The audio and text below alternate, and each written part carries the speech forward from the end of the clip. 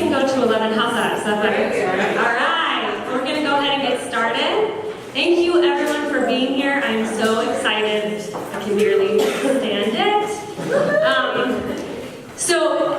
Commissioner Debbie Lieberman is here today. We're going to do a ribbon cutting to dedicate this stage to Dayton.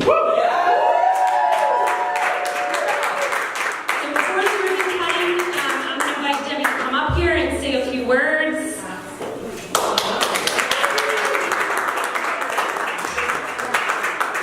Suffering with a bad knee, so I usually could have jumped up here.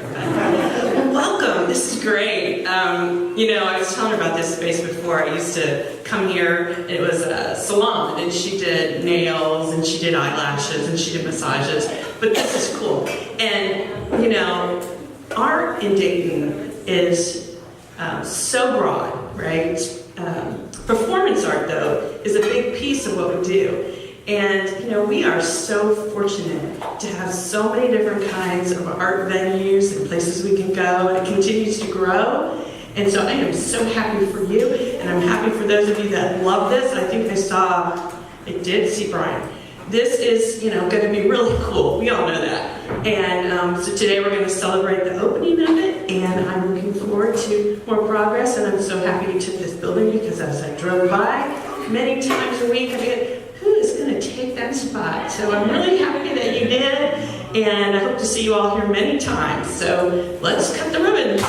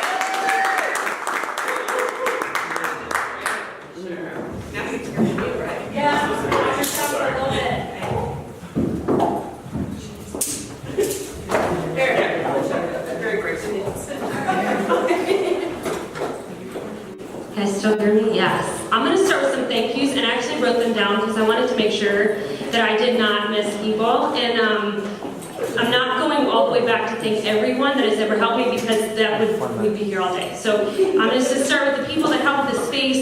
First of all, I wanted to just give a shout out to Twist Cupcakery. Kate over there donated the delicious treats. I hope you guys had a chance to have them. We've got Natalie back here with Cook with Natalie.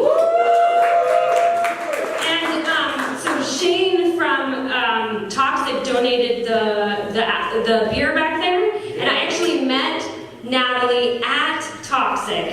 So I'm going to thank Shane for introducing me to Natalie too. All the way around.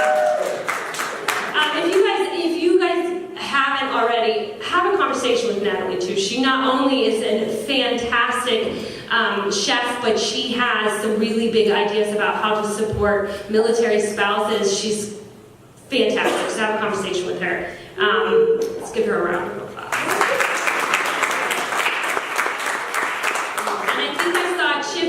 Come back in from Gladys Blue Oven. All of those fantastic vegetables he cooked up today. So, Gladys Blue Oven. Got some fantastic good things there. And of course Shane and Toxic. So, the bar, if you guys haven't seen on social media, the bar was built by Craig Tyree of Front Street.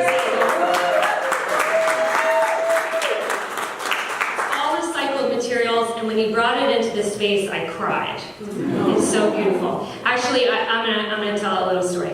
So he came to see the space, and I'm gonna imitate what it's like when Craig gets into his mode. So he just pulled up one of these chairs, and he just sat about right there, and he just sat there for half an hour, 20 minutes, half an hour. I'm sure he said nothing. He just sat there looking at everything and making noises like this. And then he goes, okay, you're going to paint this like that, and you're going to paint this like that, and you're going to buy these things, and we're going to do these things, and I'm going to do this, and I'm like, okay, that sounds great. And so then I did all of those things, and now look at it.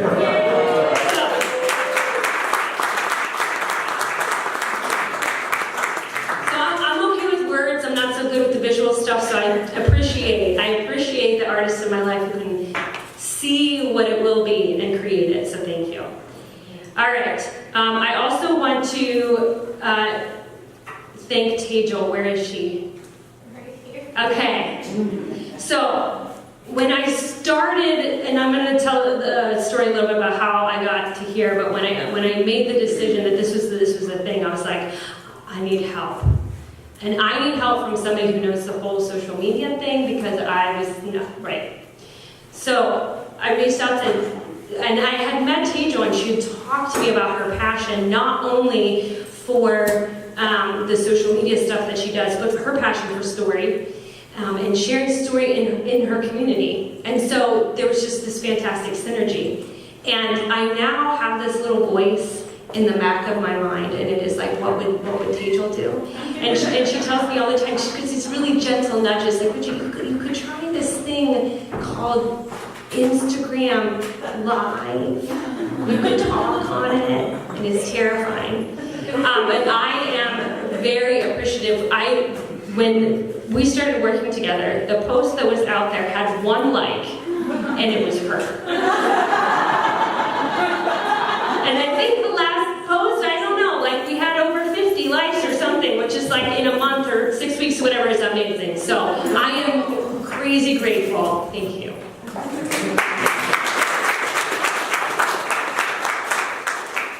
So I was going to thank Gino, and he's not here, but I'm going to talk about him anyway. So Gino owns the Vintage Barbershop next door, and when I was looking at this space, the Idea Collective is upstairs, and so that's kind of how I knew about this space. And so I came to meet with the owner, and I didn't know anything about the space.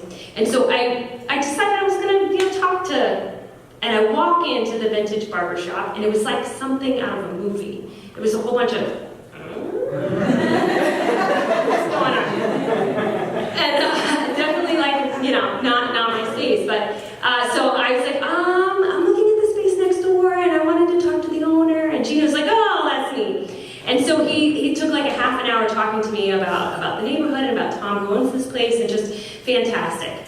And then when I rented this space, he took me aside, and he was like, if anything messes with you, you just come over, and I will take care of you. And every time that I was unloading anything, at least 2 or 3 guys would come out of that shop and help me bring things in. Just fabulous neighbors. And I would say to Gino all the time, when you have a story, if you tell me a story, I'm going to say, come get up on stage. That's a great story. Let's do it. No, you go to see Gino, he's going to hold your story in a vault. Right? That's why you go to the barbershop, so you can tell all your stories and no one's going to hear them. So I'm a storyteller, and he's a story listener. We're really good partners. Okay. So big thank you to Brian Sutton. I am only on stage today because I wandered into a Story Slam Dayton event in February of 2017. And it was fantastic, and that is because of Brian. And I'm going to share a little bit about my journey to get here and talk a little bit more about Brian, but I am very grateful not only for his being the catalyst to my storytelling journey, but every step of the way with Lore. Brian has been a support for me personally and for all of the other storytellers that have braved the step to get on stage. Please give a round of applause to Brian.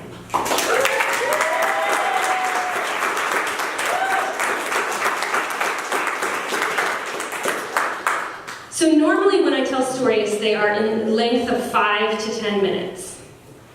But I'm going to talk for 20 minutes straight. So I hope that I am entertaining for 20 minutes. And I won't be offended if I'm not and you guys decide to get up and walk out. But it's a lot, that's a lot to memorize too. So anyway, okay.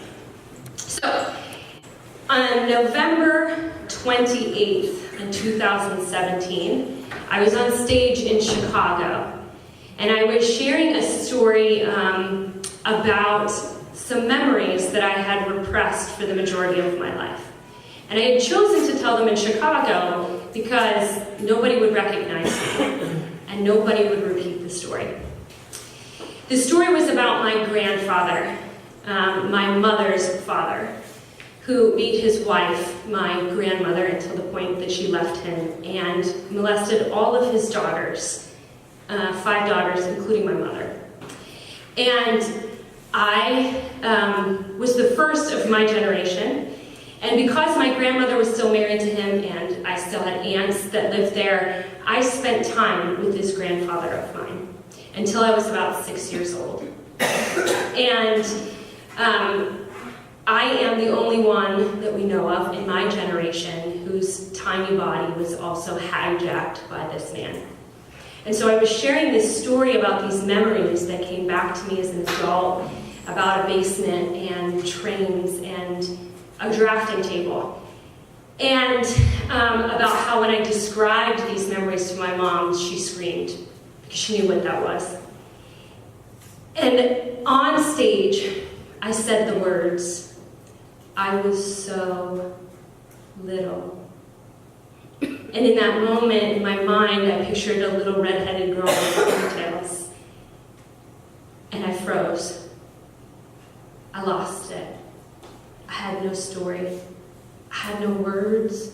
There was no microphone. There was no stage. There was no audience. There was only a little girl with fear in the basement. And I put my head down. And when I did that, when I put my head down, the bright lights, I could see the first row of the audience. And I whispered into the microphone, "I lost it." And someone in the first row, since I could see them, made eye contact with me and said, "It's okay." And I opened my mouth and words came out and I don't know what I said. I don't know how I got off stage, but I remember getting back to my seat and telling my friend I wanted to leave right then and right there. I said, I'm done. I don't want to hear my scores. I don't want to hear the next storyteller. Like, I'm leaving, I'm done. And he encouraged me to stay. But when I left the venue that night and I walked out into the Chicago cold wind, I decided I was never telling a story again. I was never going to get on stage. And I was never going to experience that ever again. And I posted about it on Facebook. And there was a response, a comment to my post that I would like to read to you, because it ultimately was the reason that I decided to get back on the stage. And this is the quote. "The stage is not a ball field or a court. The stage is a library. It is built to hold the weight of 1,000,000 stories and the hearts that burst open to birth each one. The quiet was reverence, not awkward silence. The quiet was acknowledging the gravity of another heartbreaking and another volume added to the shelves to be treasured by unnamed souls who will find encouragement inside the story that was shared." That quote was written by Brian Suddeth, and I read it, and I thought, I gotta get back on stage. And so I did. And a couple weeks later, the Louisville storytelling community reached out to me and asked me if I would do a Me Too storytelling event with them. And I told that story on stage, and I didn't freeze. The process that it takes to craft a story like that is not something that can be described. It can only be experienced. So when Lisa Grisby of Dayton Metro asked me if I would be willing to host a Me Too storytelling event in Dayton, I said yes. I had no idea what it meant, but I knew that we needed it. And so over the course of the next 6 weeks, we gathered storytellers and we sold out the venue. And 12 brave women got on stage and told their stories. And leading up to that, I met with them and I listened to stories and we took them apart and we put them back together so that they were stage ready. And just like that moment on stage, there were times that the stories were so emotional that there were no words. And so we cried together and we screamed together. And on March 29th, 2018, we had that event in front of a sold-out crowd. And it was powerful. And I swore that I would never do it again. Because it was difficult. And it was heartbreaking. And it took an enormous amount of my time. But then the impact of it just kept spreading. And people would come up to me and they would say, when are we doing another event? Or in coffee shops or bars, people would share their stories. Or the guys would say, when's it our turn to get on stage? And so, almost exactly 1 year later, here I stand on a stage to tell all of you a story about stories. And between then and that, now, with the support of the storytelling community and the entrepreneurial community and the Dayton community, I have worked to create a curriculum about storytelling that I've used to help businesses and individuals craft their stories. And I just lost where I was. I'm sorry. Craft a curriculum about stories. Okay. Because our brains are wired for stories. So, I mean, if you think about it, when you go to a networking event and someone asks you what you do, you usually talk about your job and your responsibilities and blah, blah, blah. And if you're at a bar and you want to get someone's attention, you usually do something funny or you make a joke, you make a scene. But when you're one-on-one or with a small group, whether at that networking event or the bar or the coffee shop, what do? You share stories. At the networking event, you might talk about a boss that you had that you were afraid of what you were doing and they helped you get through and took you to the next level. Or maybe at the bar, you talk about that time when you were a little kid on a bicycle and you fell and you had to get stitches and now you have a scar for the rest of your life. But it's through stories that we connect. And scientists have actually proven that when you tell a compelling story and I connect with you, that our brains actually sync up. That my brain is doing the same thing that your brain is doing. Scientists also believe that stories have been as critical to our survival as a species as opposable thumbs.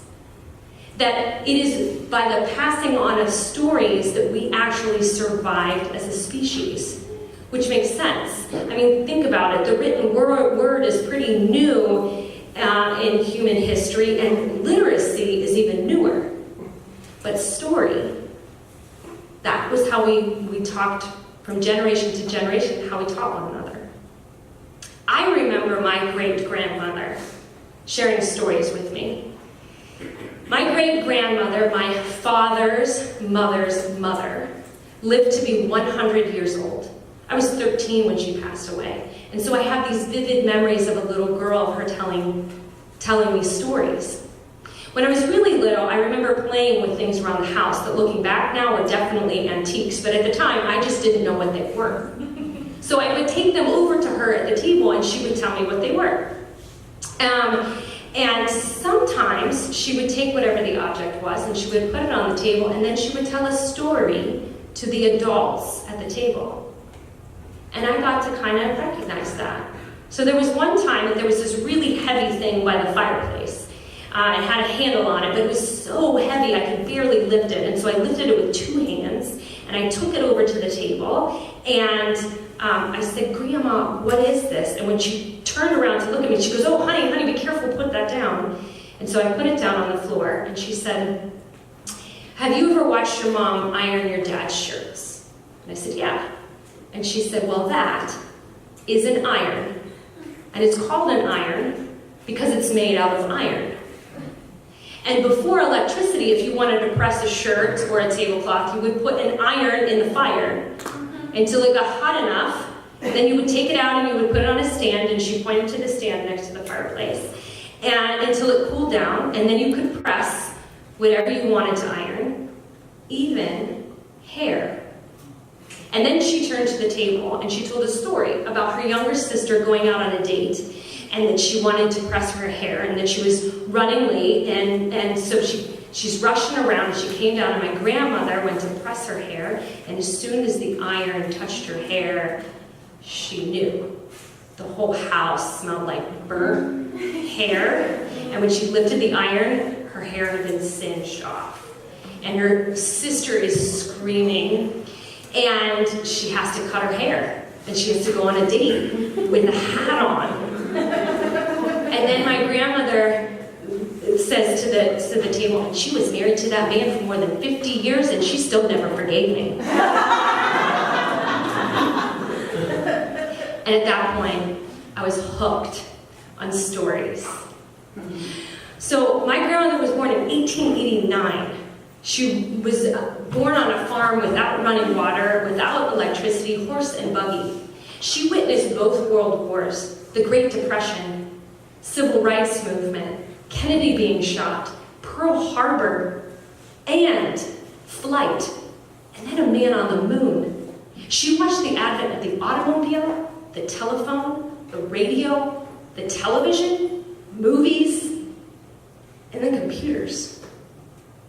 So when she told stories about her childhood, they seemed like some faraway place. And yet she shared them with such vivid detail that I could picture this matriarch before me as a little girl. And there was one story that I asked her to tell me over and over again. And it was about her brother and father going into town for harvest to sell what they had grown on the farm. And it was a particularly good year, and they made a lot of money, and so they wanted to celebrate. And so they decided, there was a man in the market that was selling these exotic fruits from South America. And they decided this celebration that they were going to each buy one of these fruits. And the fruits were 5 cents a piece. And then she would lean in and she would say, now remember, 5 cents was a lot of money. You could buy 2 Hershey bars the size of your face for 5 cents. So 2 bananas for 10 cents was a lot of money. So they each bought a banana, they each took a bite of the banana, and they immediately spit it out. They said, who would eat this? This is disgusting. And they threw away the entire banana. They felt like they had completely gypped out of their 10 cents. And then she would lean in and she would say, and that's because nobody told them that you have to peel a banana. And as a little kid, I would just laugh. Every time she told that story, I would laugh and laugh. The whole thing is so ridiculous to me. About 5 months ago, I got a video from my daughter telling that story to her son, who responded to the punchline with this little belly laugh. That is Lavina Wolf's great, great, great grandson. And that is lore. Because when you share a compelling story, it takes on a life of its own. And it's told from one person to the next person. It lives beyond the storyteller. I have told stories on stage ranging from road rage to road trips to Standing Rock to a stalker. And I lost my train of thought again. I apologize, this 20 minutes is a long time. I apologize.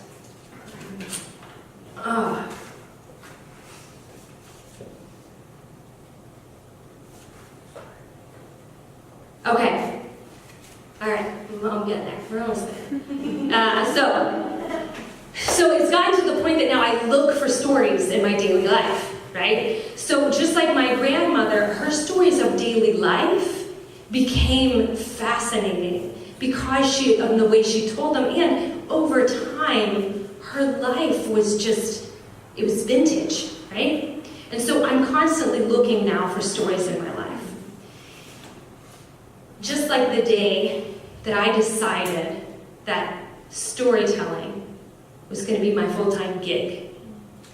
I knew in the middle of this story that I was going to tell it on stage. It was like I was watching the story be told as the story was happening. So what happened in January of this year is that I found out that the IT contract that I had was not going to be renewed. Which is not an uncommon thing that happens. Yeah, but by the way, that's what I did. Business process improvement, IT stuff, that's another story for another time. But I found out that the contract wasn't going to be renewed. And so, which is, again, not super uncommon, but I wasn't expecting it. So it was a little bit of a shock. Within an hour of sharing that information, I was offered a full-time job. So I'm at this precipice, this choice. I could do this job that I'm pretty good at and I have a lot of experience in, and I can make pretty good money. But then, what happens to this passion project that I've got going on? Or I could jump and leap and do this storytelling thing that I had been building, and I had some business clients in, and it was taking off in the community, but it was terrifying. So I'm sitting in this, and I've got all kinds of emotion going on. And so I decide, okay, I need a drink. So it's the middle of the afternoon on a Tuesday, and I decide that I'm going to go to Toxic because Shane is an entrepreneur and an owner, and just like Gino, he's used to listening to people because he owns a bar, and so I figure I can go and I can tell him what's going on. So I start heading towards the Oregon District, and I'm almost to 5th Street. I'm about to turn off, and then something in my mind goes, Bridget, you want to be crying in a bar on a Tuesday afternoon. Go home and meditate and figure your stuff out. So I don't turn on 5th Street. Instead, I head up Wayne Avenue to go home. And right after I do that, there's a car in Wayne, before you get to 35, that's stopped. It's got splashers on. There's a guy, and he's got one of those like red gas tank things, and he's trying to get this puppy out of the car, and he's cursing. And so I pull up behind him, and he does one of these angry, like, just go things. And I rolled down my window, and I was like, do you need a ride to the gas station? And his whole body language just changes. And his whole body language just changes, and he calms, like, he just goes, oh yeah, yes, that would be great. So I take him to the gas station, and this little black lab puppy, she's scared, doesn't know what's going on, she's adorable. And so we go to the gas station, and I say, just leave the puppy in the car and get the gas. And almost immediately he gets out of the car, I get a call from a girlfriend who I had messaged earlier about what was going on. And so I answer the phone, and I'm telling her, I was like, Lauren, I think it's time. Like, I really think it's time. It's time to make the jump. And I just start crying. Like, it's a really big deal, and it's scary, and it's time. And so she's telling me, like, yeah, it is. And so he gets back into the car, and I'm crying. And I'm not like a little bit crying like this, I'm like ugly crying, right? So he gets in the car, and he's like, what the hell happened? She's gone for like 3 minutes, you know? So I've got the phone, and I just kind of half turn like this, and I say, I lost my job today. And I go back, and then he starts crying. What is going on? So I say, Lauren, I gotta call him back. And so, and so he's crying. I'm like driving him like 2 blocks back to his car, and he goes, when you picked me up, I was cursing the universe. He's like, I was yelling, I was telling him, my karma is good. I know my karma is good. He goes, and now I know why. Because I was supposed to meet you. He said, will you please have a conversation with me? And by that point, we've gotten to his car, and I'm just stopped in the middle of Wayne Avenue. And he says, please just follow me to the gas station. And so I follow him to the gas station, and he sits down on my passenger side seat, and he says, look, I know a lot of people in Dayton. I can help you get a job. And so I say, it's not that I need a job. And so I explained to him as quickly as possible the situation, that, I'm just in this place of making a decision, and it's scary, and I think I know what to do, but I'm not sure. And then he really starts crying. And he tells me that 7 years ago, he had made that decision. He said he had his master's degree in engineering, and 7 years ago, he had decided to pursue a career in music. And his family thought he was crazy, and his friends thought he was crazy. And he said, and I wouldn't change it. He said, because I get to live my life the way I want to live my life every day. He said, so don't you give up on your passion. And then he said, have you ever been a waitress? And I'm like, yeah, I've been a waitress. He said, girl, your worst case scenario is a part-time job. And then he looked me straight in the eyes and he said, don't you dare give up on your dream. I would not have been in downtown Dayton if I hadn't wanted to go talk to Shane at Toxic. And I would have missed him entirely if I hadn't listened to the little voice inside my head that said, you don't need to be crying at a bar on a Tuesday. And so I drove away from this man really ugly crying. And I decided that this is what I'm up to. That was in January. And today, at 116 West 5th Street, I'm having a grand opening near the corner of 5th and Ludlow. That's right. And all of you fabulous people are here. And I am so grateful for that. But you know what? This stage, it's not about my stories. It's about yours. Dayton has some amazing stories. And Dayton could also use some healing. And so I am dedicating this stage to all of you. And I can't wait to hear your stories, because when you share your stories, my brain gets to play with your brain and we connect. And I know that each one of you has stories just waiting to be heard. So, let's do this. Thank you for coming out.